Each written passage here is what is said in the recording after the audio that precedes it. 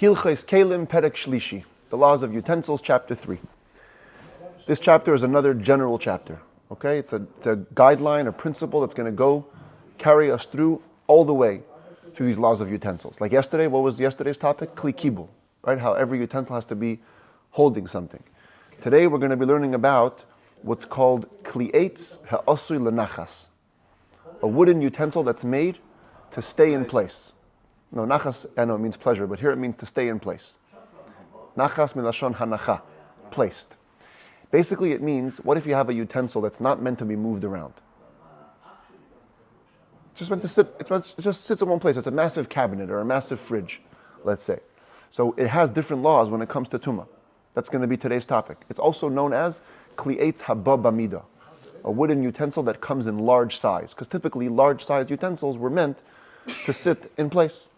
And what's their special law? So the Rambam says like this, halacha aleph, kol kli eitz ha'asri lenachas, any wooden utensil which is meant, again, to stay in place, afilu eina mekabel elo dovar muat, even if it only holds a very slight amount. So I gave the example of a massive fridge or a massive box because that's a typical example. But let's say you had something that's just meant to sit there and it's very small. But the point is it's not going to be moved. So then, eina mekabel tuma le'mi divrei Torah v'le'mi divrei seifrim. We have a rule that says that such utensils are not susceptible to becoming tamei, not biblically, not even rabbinically. Even the rabbis won't make a tumah on this. On the other hand, v'chol kli eitz shehu asili histaltel mole v'reikon, any wooden utensil which is meant to be moved, whether full or empty, kisak, like a sack. It's one of the examples Torah mentions is the sack.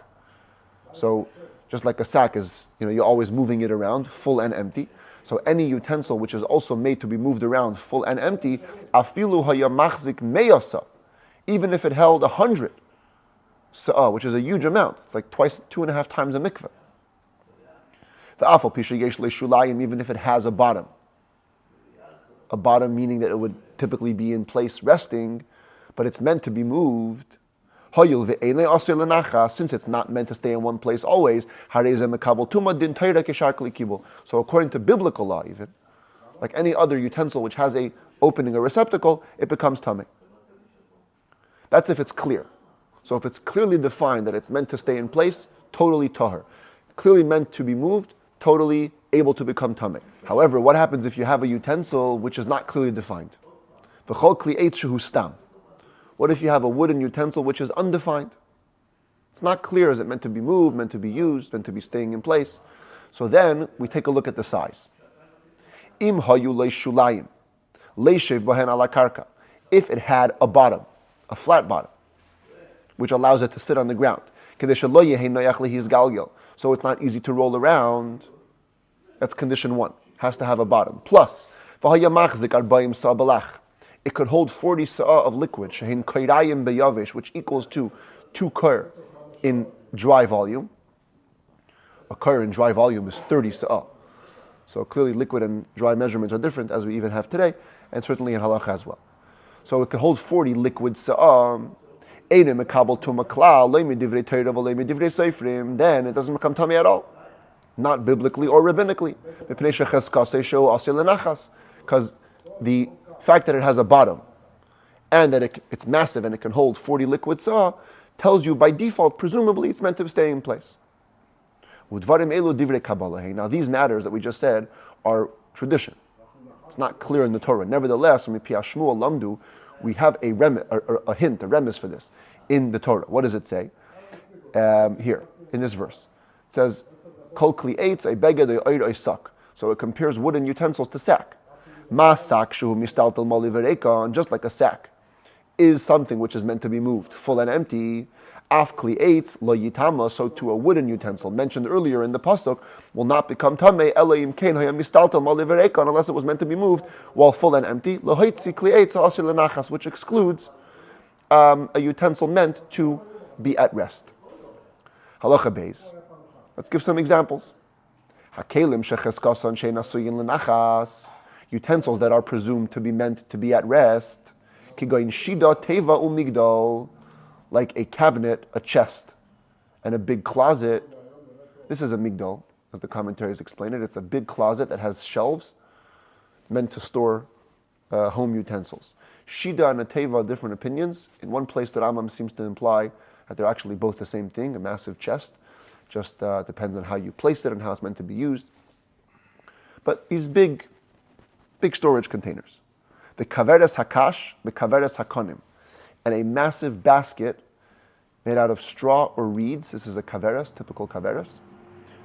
Ubayr sfina gedola, and the water container on large ships. V'chayetze be'elu, and things like that. The Mishnah calls it Ber Sfina Alexandris. There was a ship that was constantly ferrying between Alexandria and Egypt and Israel.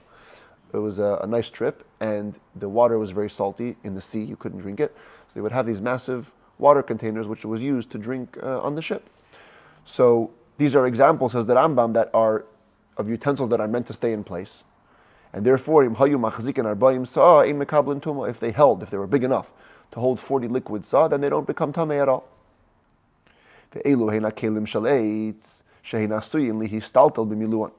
The following list are examples actually of utensils that are actually meant to be moved, even when they're full, even though they're very big. This is the novelty here. They look big. They look like they're supposed to be at rest, but the common way was to use them to move them. What are some examples of this? Dardur. Dardur is a barrel shemanichin oisei al ha'agola that was typically placed. It was mounted on a wagon. It was also used as a water container typically for long trips. You went on a trip, people sat in the wagon, they loaded up this dardur as well, and it was used for drinking. But the point is that once the trip is over, they're going to take it off. This container was meant to be moved full and empty. The kustas hamalachim. Kustas hamalachim, as explained in most commentaries, is a chest, like a luggage chest, that was used by kings when they traveled. The arevas ha'abdon, and the bowl of a tanner. Massive bowls, they would put in liquids and detergents, and they would process hides.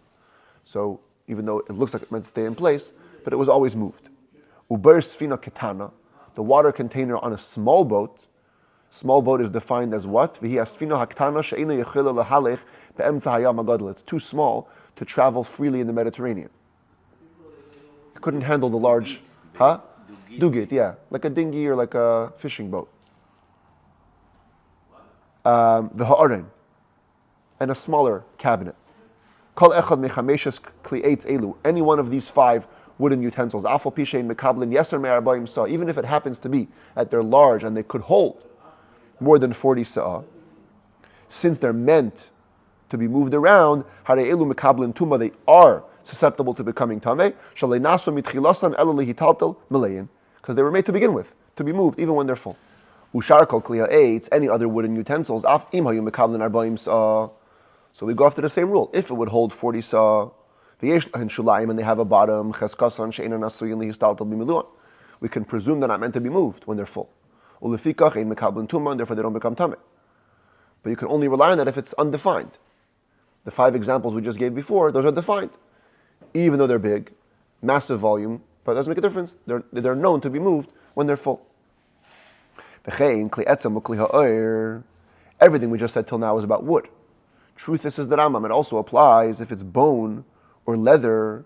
If you have a utensil which could hold 40 liquid saw, they will not become tamei. They can't become tamei unless they're made to begin with to be moved when they're full. Halacha Gimel. Hashida v'hateva v'hamigdal shel schuchis habayim b'mida. What if you have these massive chests, but not out of wood, glass? Tohirin. Says the Rambam, they're treated like other utensils, and once they're this big size, they're pure. Ushar kli schuchis, any other glass utensil, afal pisha mekablin arba'im sa, even if they could hold 40 liquid sa, harehein mekablin tuma, they could become tamei. This is a stringency that we have in glass over wood, because by the laws of wood, once it's holding 40 sa, it should be tahor. So how come glass is tamei? It's an extra stringency. Since the whole tumah of glass is rabbinic, so they're a little more stringent in it. Halacha daled. We keep on saying 40 sa'ah. How big is 40 sa'ah? So he says, this is the way you measure it. Kol kli sheyesh b'shiburai ama al ama berum shalish. Any utensil which has in its area 1 amma by 1 amma by 3 ammas height. Okay, here it's the other way. Here it's 3 ammas length. But the point is, it's 1 amma square, 1 amma square by 3 ammas in length. Harehu machzik arba'im sabalach. That's the way we define it. 1 by 1 by 3 has enough room to hold 40 sa'ah liquid. Now, when you have a utensil, says the Rambam, when you measure a utensil, you measure the outside. Which is interesting, because it could be that the walls, right, will make it smaller, and then the inside won't have that amount.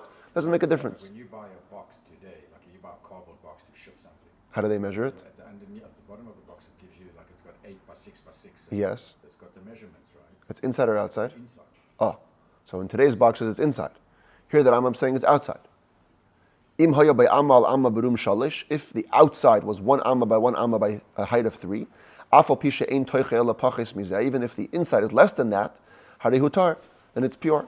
She'ein oivi hadfanes memayid, because the thickness of the walls doesn't lessen the size. Aval oivi haraglayim, but the thickness of the feet, if it had legs, let's say, v'oivi hazer, and the thickness of the rim. This is supposed to be the rim, this little thing over here on the top. Im haya lezer, if it had a rim. Ein nimdadim imay. Those are not measured with it. Those don't contribute to the measurements of the 3 by 1 by 1.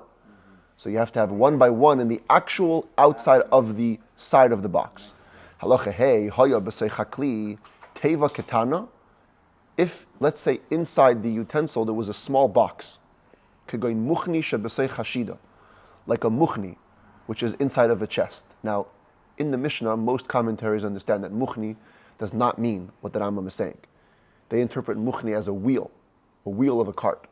The Rambam says muchni is a little compartment inside the chest. So imagine you have like a little a big chest and a little box in the chest. That's built in like permanently? Or So 1 second. So the Rambam says that's exactly the differentiating point. Bisman shehi nishmetes, if it can be removed, eina nimdedes ima. So it's not measured with it. It doesn't count towards the volume of the utensil. The eina chiburla, in fact, it's not even considered to be connected. Like if the large chest becomes tummy, the little compartment will not become tummy. The eina matzeles ima ba'ayal ameis, that also will not save anything with it in the room of a corpse. Remember the beginning of this book, right? Oyel, if you're in a room with a corpse, if it's sealed tightly, then everything inside of it is saved, but not what's inside this little compartment. It's a separate thing. On the other hand, if it's not removable, nimdedes ima, it is measured with it, it contributes to its volume. And it's like one big utensil for all laws related to Tumah. Okay, interesting concept, yeah. Halacha vav, hoya likli kisui kamur. If the utensil had a canopy cover, like this. By the way, all these pictures are from the Mishnah Behira that I mentioned yesterday, this Mishnayos, wonderful diagrams. So it has a cover like this, which is attached in a way, not fully, but it's attached to the box. Bismanshu kavua, if it's permanently attached to it, nimdad imay, it's measured with it. That means, if you think about it, if you turn this upside down, there's some room to fill up this cover, right?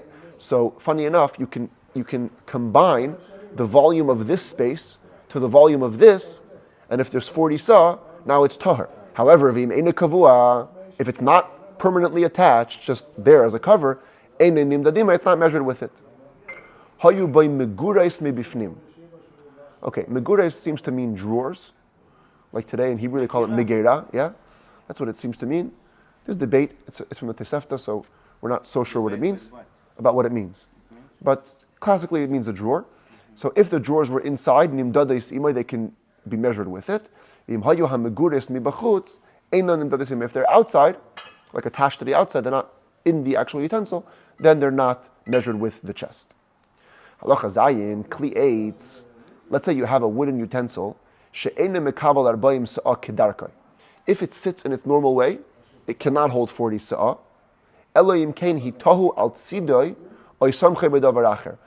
you turn it to its side or you lean it like this, okay? Let's say this is a diagonal utensil. So if you fill it up with liquid, it will only go till here, right? And that's less than 40 sa. But if you tilt it on its side, now you can fill it all the way, it will hold much more. Says the Rambam, it doesn't matter. As long as in some case it could hold 40 sa, it becomes pure. Even if in the natural way it will not, but there's a way you can maneuver it, you're good. So if the feet, if the feet are off the ground, like it's tilted like that, it's not a problem. Not a problem. Meaning it helps make it into a utensil that has 40 sa. Halacha ches, hashida v'hateva v'hamigdal. Returning back to those big utensils. Shenitla achas meraglein. If one of the legs was taken off, was removed. Afal pishalei nikvu, even if it didn't get a hole, elaharehin mekablin, it can still hold the volume. Hare elu tohirim. They remain pure. Va'adayin shulayim yesh lahem. And they're still called as if they have a bottom. V'cheskasan shein lenachas keshahayu. And they're still meant to be at rest as they were. Point being, if a leg is removed, so now you think, oh, maybe it's going to become a movable thing. No. It's still a big chest, still holds 40 sa, and therefore it's still tahar.